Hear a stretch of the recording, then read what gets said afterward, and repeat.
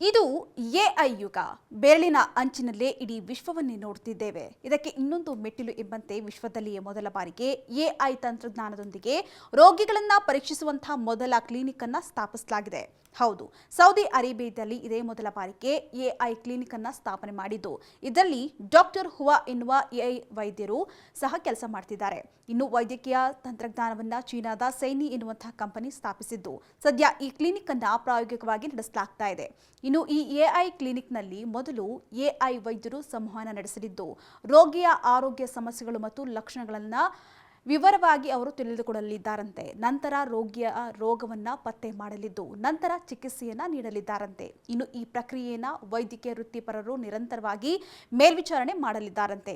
ಇನ್ನು ಈ ಎಐ ಕ್ಲಿನಿಕ್ಗೆ ಹೋಗಿ ಪ್ರವೇಶಿಸಿದಾಗ ರೋಗಿಯ ಗುಣಲಕ್ಷಣಗಳನ್ನ ಟ್ಯಾಬ್ ಬಳಸಿ ಎಐ ವೈದ್ಯರಿಗೆ ವಿವರಿಸಬೇಕು.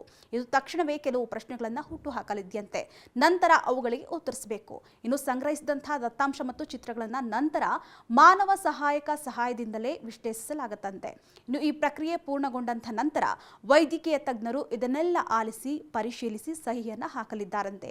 ಇನ್ನು ಈ ಎಐ ನಿಭಾಯಿಸಲು ಸಾಧ್ಯವಾಗದಂತಹ ಕೆಲ ತುರ್ತು ಸಂದರ್ಭಗಳಲ್ಲಿ ವೈದ್ಯರು ಎಲ್ಲವನ್ನ ಕೂಡ ನೇರವಾಗಿ ನಿರ್ವಹಿಸಲಿದ್ದಾರಂತೆ.